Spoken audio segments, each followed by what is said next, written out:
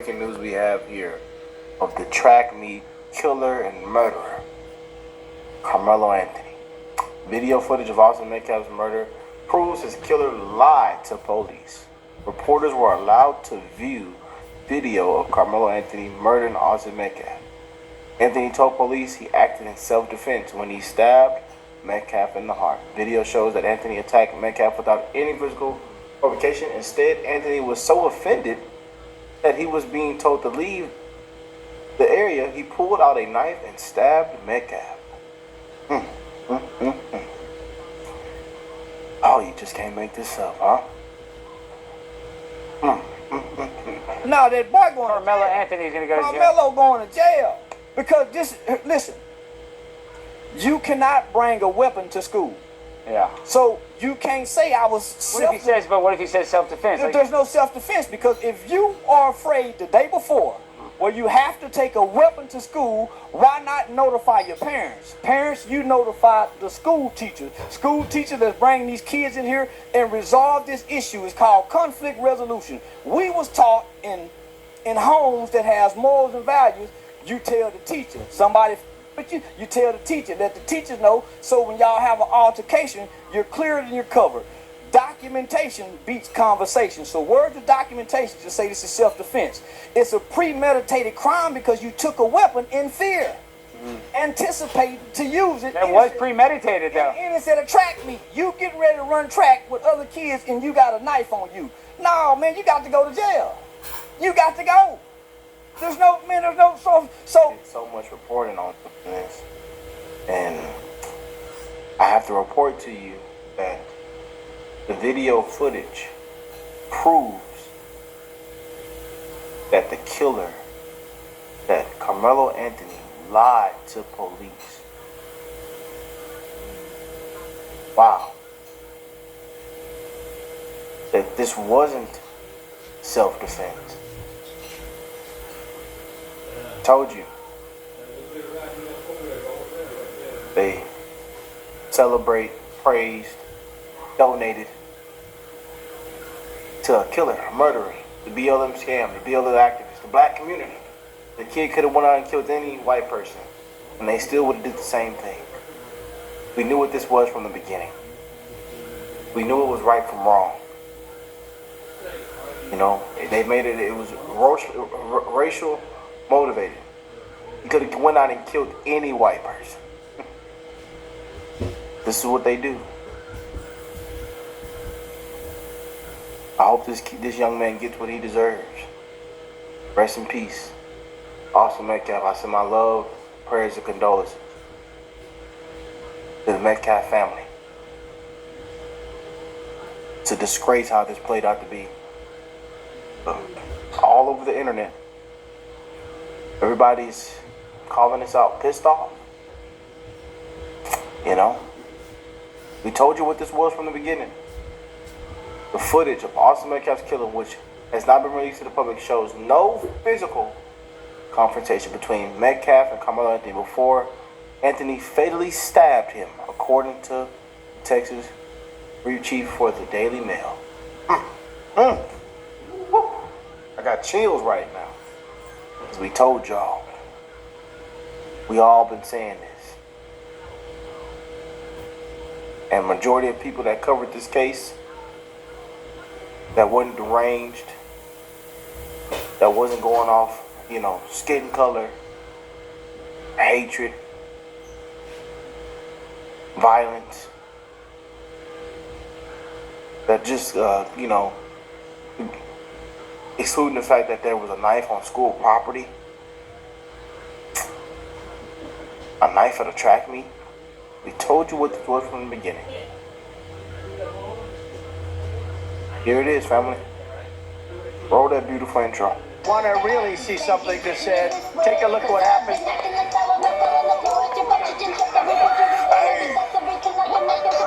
Why this beat so crazy? We will make America proud again. When you try to kill our citizens, we will make America wealthy again. And yes, together, we This will make America great again. Boy, oh boy, oh boy, what's going on, family? I hope everybody that is tuned in right now is blessed, well, and healthy. It's one love to the human race. All lives matter. We want to send our prayers, love, and condolences once again to the Metcalf family. A family that has been attacked. And we've seen how all this is played out. You know, and like I said, we were going to be fair. We were going to take everything in, look at everything.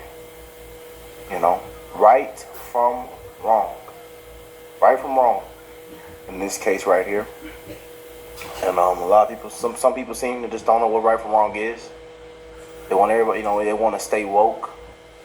They want to involve the race card. You know, it's a disgrace. They don't have sympathy for a loss of life. You know, attacking the family. The kid could have went out and killed any white person. People would still have done this. It would have still been the same outcome. You know, what if it was reversed? What if this was black on black? You probably wouldn't have heard of it, huh? You know? But I told y'all what this was from the beginning. You guys have been calling this out. We've all been calling this out. And I want to thank you guys for all the love and support and the coverage that we did on this case. And we're going to continue to bring more coverage as more things come out. But, you know, here it is. You know, the footage of Austin Metcalf's killing, which has not been released to the public. And I told you, if this was actually self-defense, we would have already knew. We would have already seen something. We would have got an inch of something if this was actually self-defense.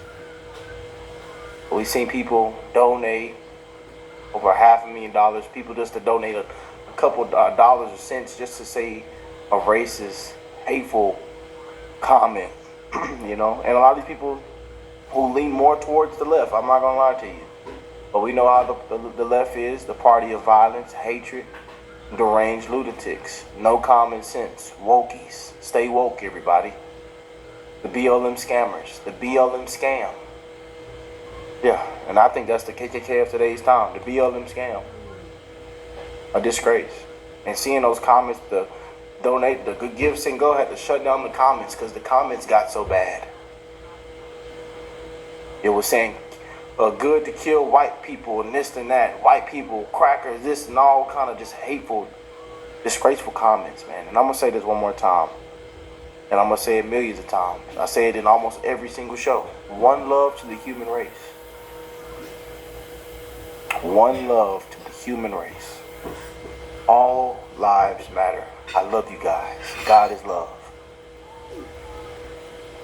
And it's about the human race. Yeah. We all bleed red, man. We all bleed red. Y'all know how I feel about this case. But this says, which has not been released to the public, shows no physical confrontation between Metcalf and Carmelo Anthony before Anthony fatally stabbed him, according to, you know, the Texas Bureau Chief from the Daily Mail.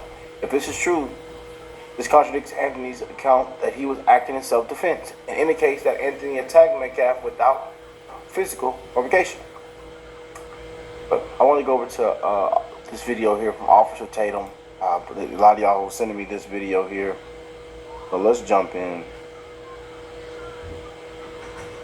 So, breaking news, and I think to a certain degree, is going viral online, and is that Carmelo Anthony's track meet footage has been released, but only to a certain group of people. And they articulate what they saw in the video. Roll the clip. Frisco ISD is releasing surveillance video of the stabbing at the track meet that led to the death of a student back in April, but only under very strict conditions. So through open records, they will allow whoever requests it to view that video, but no recording whatsoever is allowed. On that note, we sent our IT producer, Kelsey Mittauer, to watch that video. She joins us now in studio to walk us through what you saw. We're going to go in order here in just a second, Kelsey. But in general terms, what did the video depict? What did you see? It shows everything from the moments leading up to the stabbing to the medical response to then the beginning of the police investigation. Okay, and it lasted several minutes is what they showed you. It did, about 30 minutes. Okay, so let's start in the beginning now and talk a little bit about what you saw at the front end of that video, because you got to see the attack, the actual stabbing Right. took place? So it starts, I started watching about 9:53. The camera shows half of the field. So it's about from the 50-yard line on, and the tent where it happened was kind of right in front of the 50-yard line, but the camera is down here. Okay. It's positioned across the field. So everybody in the video, you can tell there are kids or adults, but no one's identifiable. So a long shot is what A long shot, yeah. So a couple minutes in, and you actually see the altercation take place. Yes, everything leading up to it, everyone's milling about. It seems very normal, and then right at 9:55, that's when like there's this explosive movement or action between two people under the tent, and that's when the employees in the room told me that's when the stabbing happened at 9:55. Right, and you were talking about people kind of start to scatter at that moment. Obviously, something went wrong.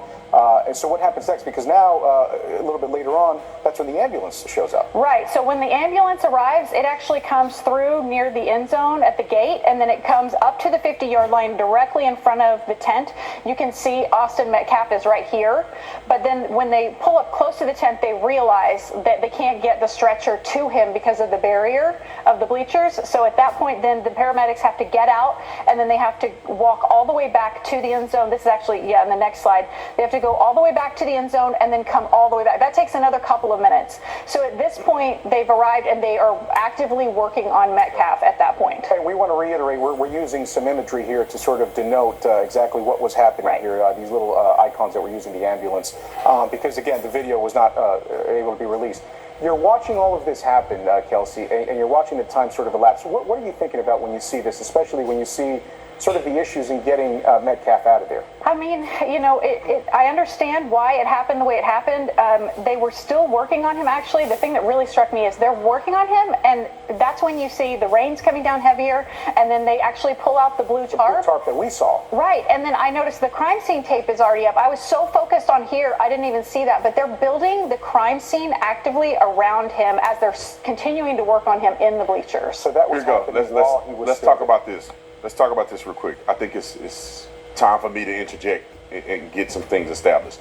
So, with the video footage that have been articulated, it sounds consistent. Now, she's not saying a lot. The video footage doesn't seem like it's the end all be all. I'm pretty sure witness statements are going to be more pertinent than a grainy video footage. But what I think it will show, that's going to be a very big burden for the defense, is that they're going to have to show through the video evidence that there was an altercation. Because if there is a lack thereof an altercation, it's going to make Carmelo Anthony look bad.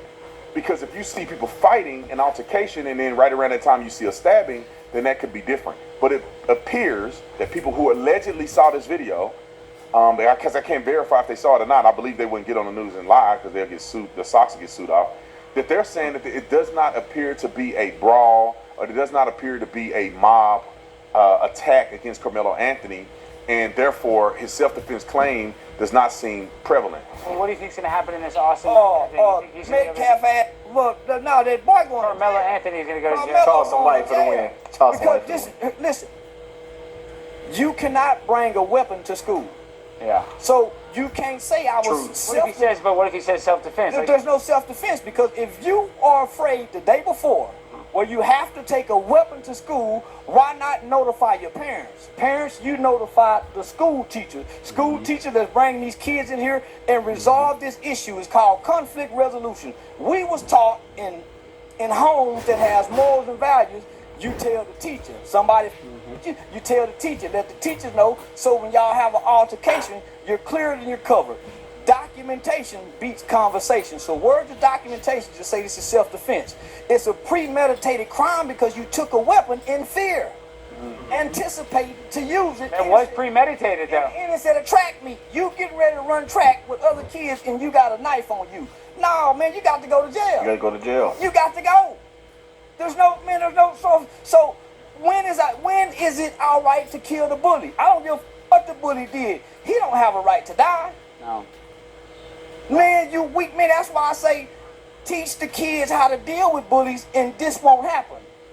We're all not equal. Even in nature, you can be feeding a flock of birds. There's going to always be one bird to come in and take the food from the. This is nature. You cannot get rid of bullies. Teach the kids how to deal with them.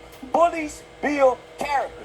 You go to work, there's going to be a bully supervisor, a bully co-worker. You cannot get rid of the bully. teach our children conflict resolution. Everything don't have to end in violence. But when you come from the black culture, everything is disputed in violence. Yeah.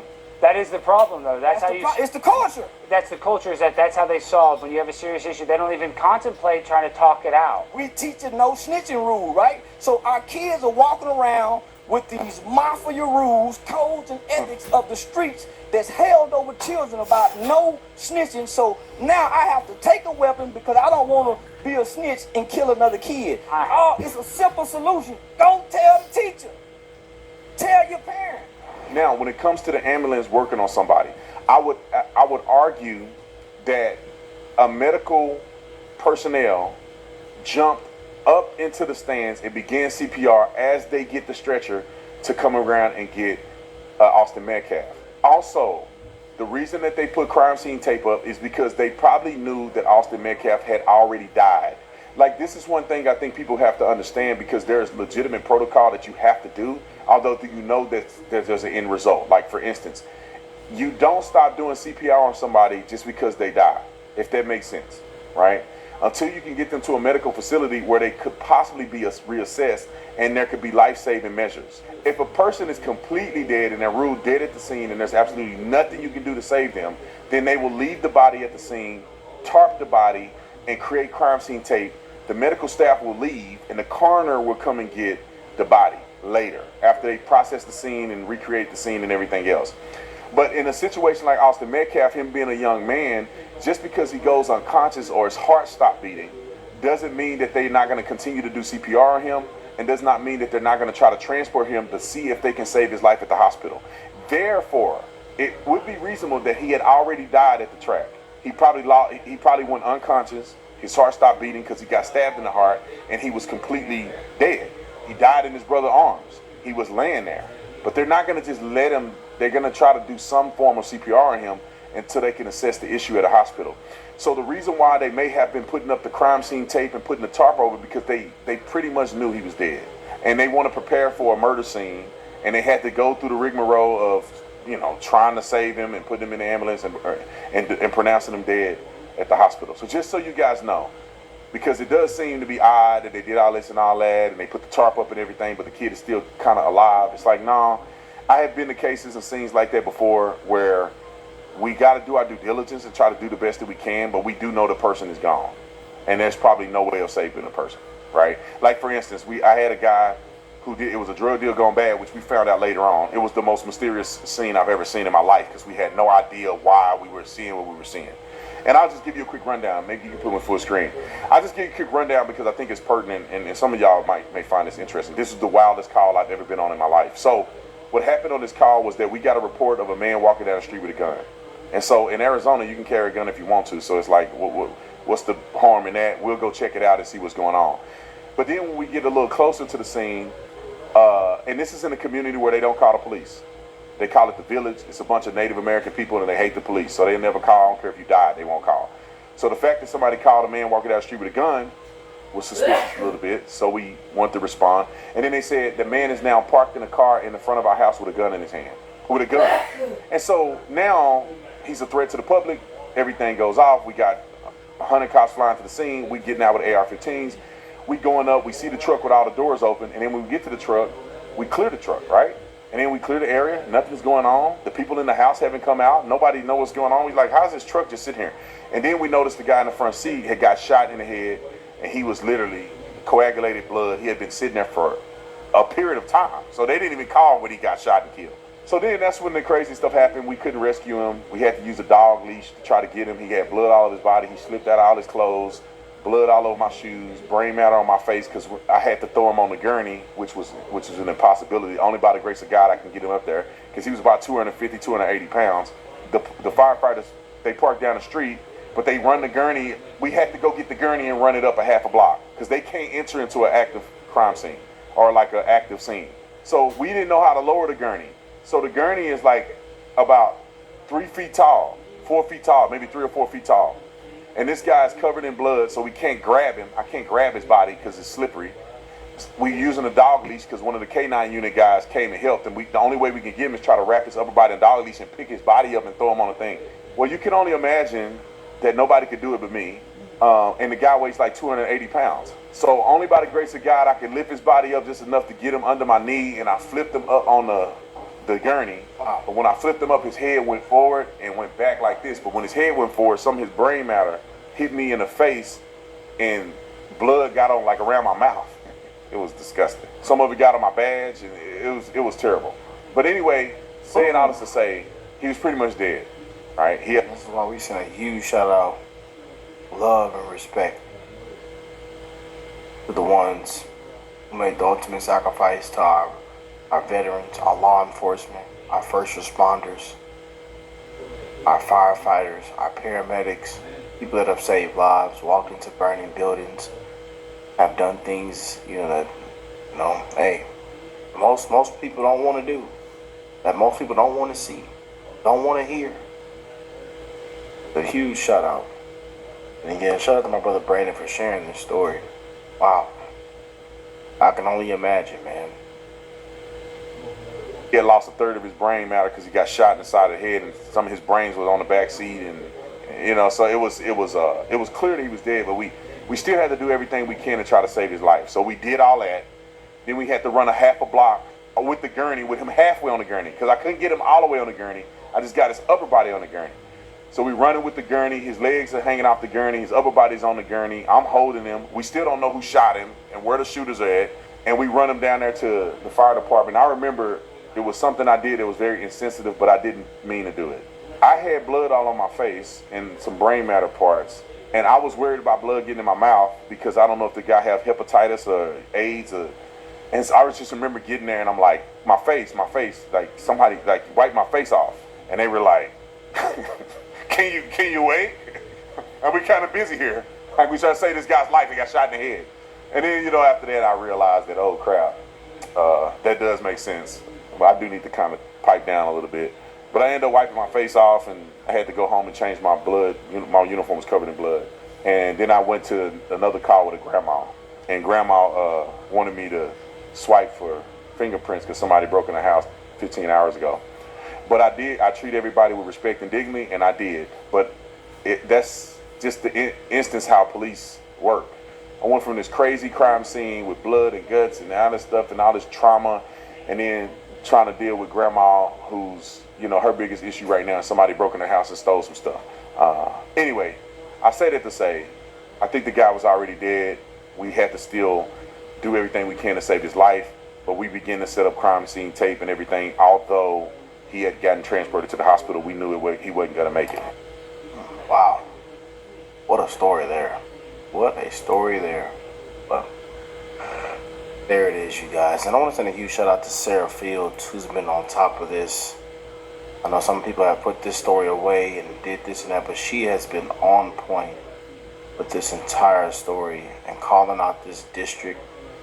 And it's just been disgraceful, The whole scam they're running on the emails and, this and that, and allowing the kid to allowing the young man to graduate, and this, it's just been this whole entire story has been a disgrace. Their spokesman, that felon with a whole rap sheet, the father coming out on TikTok live, the mom, just a disgrace, And you can tell just by the parents who raised Carmelo Anthony. Again, it's not always the parents, though. I know a lot of these cases we do talk about the parenting could be better. And like you say, conflict resolution. And we have to do a better job. That's why I send a huge shout out to our parents, man. Keep being amazing leaders and mentors, right from wrong, common sense. But then again, it's not always on the parents. They try, they give it everything they can. They try their best. And their child still goes down the wrong path and make the wrong decisions. Every single day you got to live and die behind your decisions, positives and negatives, rewards and consequences from your decisions that you make on this earth. And Carmelo Anthony has to live and die behind those decisions. And we know who has the final say. But here it is, man. You just can't make this up. You just can't. And it's all over the internet. Type it in, and people are outraged. Couldn't be one of those ones that sent in a donation. Couldn't be one of those ones that sent in a donation. You know? But shows no physical confrontation between Metcalf and Carmelo Anthony before he was stabbed to death. Oof. Let me know what y'all think. I love y'all. We're going to bring more updates as they come out. And we'll see how this plays out. We know who has the final say. I love y'all. And I will catch y'all in the next one. Peace and love, family. For most of the world, America stands for freedom. It's a place that other countries look up to. But apparently, Democratic Congresswoman Ilhan Omar may think otherwise. To have a democracy, a beacon of hope for the world to now be turned into one of the worst countries where the military are in our streets without any regard for people's constitutional rights, while our president is spending millions of dollars propping himself up like a failed dictator with a military parade. It is really shocking. One of the worst countries in the world. Yeah, that's why millions came across the border over the last few years, right? Well, if you thought that was extreme, you won't believe this, or maybe you will because it happened on The View. This is Whoopi Goldberg. She gave a shocking claim about how black people in our country are comparing to what it's like to live in Iran. Let's just remember, too, the Iranians literally throw gay people off of buildings. They don't adhere to basic human rights. Listen, here's the thing. Let's not do that, because if we start with that, we have been known in this country to tie gay folks to the car. Where the Iranian regime is today is nothing compared to the United States. Hanging black people. So it is not even the same. I couldn't step during this. Wait. That's not what you mean to say. It is the same. No, it's not. The year 2025 in the United States is nothing like if I step foot wearing this outfit into Iran killed for I'm sorry. I think it's very different to live in the United States in 2025 than it is to live in Iran. Not if you're black. Not for everybody. Not if you're black. Whoopi Goldberg has millions of dollars. Whoopi Goldberg is a famous actress. She's on a talk show, Kennedy, and it's time to educate Whoopi Goldberg. Let's meet Mahsa Amini. Mahsa Amini, we have her picture. She was in Iran, 22 years old. Didn't wear her hijab, so of course the morality police arrested her in Iran. She died in a re-education class in prison where she was physically abused by Iranian authorities. So apparently this is where Whoopi would like to be. Yes, and she would not have the privilege of being on a talk show about her hijab and talking about the Iranian regime and challenging them and criticizing them any day of the week. That is what Whoopi Goldberg experiences in the United States as a successful black woman. In fact, the laws against women especially going out and assembling in order to fight the authoritarianism in Iran, that is met with death. Like you can receive the maximum penalty is death, not only for political protest, but also if you are in a same-sex relationship. The government can kill you. In this country, we have Pride Month. If she can't recognize the difference, she should not be on the air disseminating this claptrap. Yeah, and they do kill you. Harris, listen to this from PBS based on a UN report. So after Mahsa's death, the Iranian government cracked down, killing more than 500 people, 22,000 detained. This included children. This is hard to listen to, but apparently they killed people with shotguns, assault rifles, submachine guns, found a pattern of shooting people intentionally in the eye. Some of those detained faced sexual violence, including rape, threat of rape, forced nudity, groping, and electrocution of their genitals. Welcome to Iran, Whoopi Goldberg, but apparently it's harder to live in this country. Well, it's 2025. I don't know if she knows that. And that's not to say that bad things didn't happen previously in this country. But on Juneteenth, where we recognize the emancipation from slavery, Texas, the last state, on this particular day, and she does this the day before, she's ignorant of the facts. I want to try to be kind because my expectation for Whoopi Goldberg is lower. I liked her better when she was playing on, an actress on Star Trek The Next Generation, where her character was based off this planet in space with aliens. Now she's become one. Read, learn. She says a lot of offensive things. It's what they're about. It's why people look at that show and go, I can't watch it anymore. But this goes beyond the pale, because if you can't see where we're coming from, then you have no hope for where we can go. That's as racist as anything else I've heard. And Dr. Siegel, I don't know if they hand out research packets on The View, but they need to start. There's no question. By the way, Harris also in the last hour on her show is really brilliant on this about it being Juneteenth and about how black people in this country now can rise to be a great anchor, or they can be a doctor or a lawyer. And I don't know what Whoopi was talking about, but when she played Gannon on Star Trek, she actually was a bartender talking to people and meeting them where they live. She's not meeting people where they live. And one more thing, Iran just passed another law at the end of last year making it even worse for young women and girls, where they can be put to death for this, for showing their legs, like the women on The View.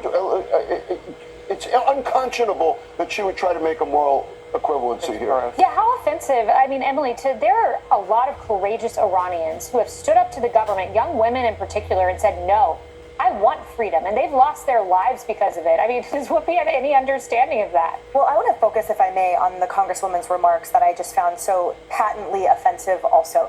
Says the person, says this is the worst country in the world, everyone is fleeing. Says the person who is from Mogadishu, whose family fled a civil war that has gone on for decades. The global rankings of Somalia list it as literally among the least stable on the entire planet and among the most violent on the entire planet, where people are subjected to massive terroristic explosions and violence and murders and abuse all day, every day, with an unpredictable quotient that is absolutely frightening, including the loss of many American and our allies' lives there. And for this sitting congressperson to say somehow this is equivalent to the United States, and then say everyone, that's why people are fleeing this country. The only people fleeing this country are illegal immigrants with criminal records or Rosie O'Donnell. Everyone else is real happy that they live in the good old US of A. And when she says that we reject the things that have happened this week, celebrating the army? Protecting Americans? I'm sorry, this is the greatest country on earth. So I really hope her constituents yet again rethink putting that person into a place of power in this country. We saved astronauts stranded. We sent ventilators around the world during COVID. We rescued hostages. Welcome to the United. Hey everyone, I'm Emily Compagno. Catch me and my co-host Harris